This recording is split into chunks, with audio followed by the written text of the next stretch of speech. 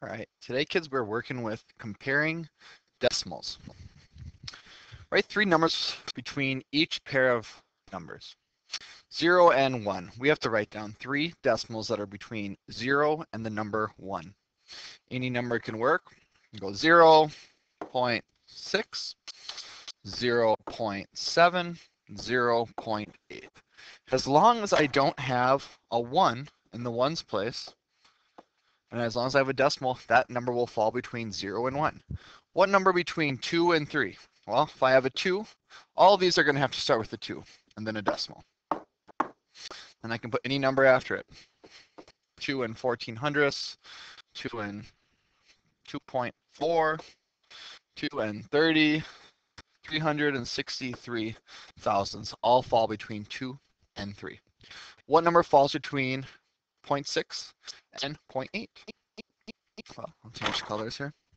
0.6, well, I could go 0.64, 0.73. If I go 0.8, I can't, because 0.80, if I do a number after that, it would be too high. So I'm going to go 0.77. This next one, 0.3 and 0.4. What number falls in between? 0.31, 0.38, 0.399. What number falls between 6 hundredths and 5 hundredths?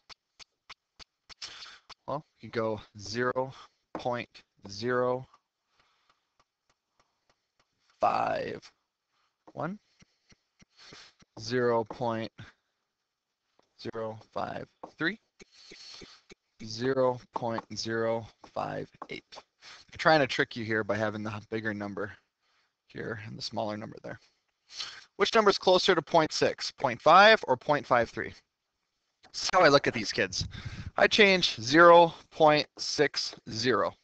Means the same thing as 6/10, 60th, hundredths. Hundredths is the same thing. So if I look at this number, so I'm going to pretend this number is actually a 60. I have 0.50, 0.53. Well, what's numbers closer to 60? Is it 50 or 53? 53 is closer to 60. So that is your answer. Which number is closer to 0.3? Well, if I have 0.30, I have 0.02, 0.20. Well, what number is closer to 30? 2 or 20? 20 is closer. It's closer to 0.8. Well, I'm going to write this as 0.80. So what's closer to 80? 0.77 or 0.85? 0.77 is 3 hundredths away, or if you're looking at it as 80 and 77, 3 away. This one's closer because this one is 5 away.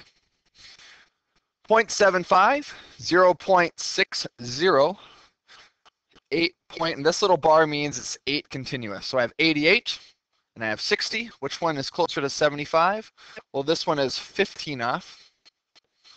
And this one is 13 off. See how I did that math? I did 88 minus 75 to get 13. 75 minus 60 to get 15. Well, this one's smaller. So there's your answer. 0.04, so I'm going to read that as 4. 0.0 or 0.3 or 0.30. So I have 4 and I have 30. Over here, they're trying to confuse you by putting a number in the thousands place.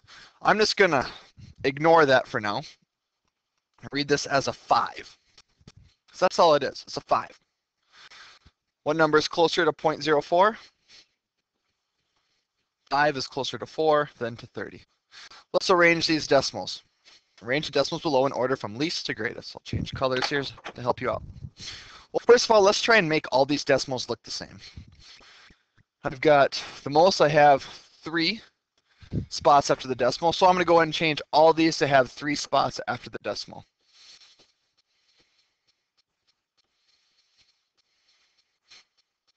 So now when I'm reading it, I see 120, I see 50, I see 200, I see 780, I see 600, I see 43, and I see 100.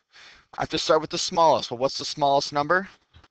Looks like 43 is my smallest number. So this answer is 0.043. My smallest. My next smallest after 43 would be 50. 50 is my smallest, but it's not written as 50. It's written as 0.05. Do you see how I wrote it as a 50 though? As long as you have the same numbers after the decimal, it makes more sense when you're comparing them. So this one's gone. The next smallest would be 100, which is 0.1. It looks like 100 here, but it's actually 0.1. Remember, those extra zeros, I just put them in there so it's easier for me to compare, just like common denominators. After 100, what's my next closest? It looks like 120. So right here, 0.12. Go ahead and cross that off. My next biggest is 200, which is right here, 0.2. Next biggest, 600 or 780. Looks like 600 is 0.6. 0.78. So keep in mind, kids, when you're comparing these decimals to each other, you have the same amount of numbers after the decimal and just kind of break it down so it's easier to compare, just like we did with these problems here. Good luck with your homework tonight, kids.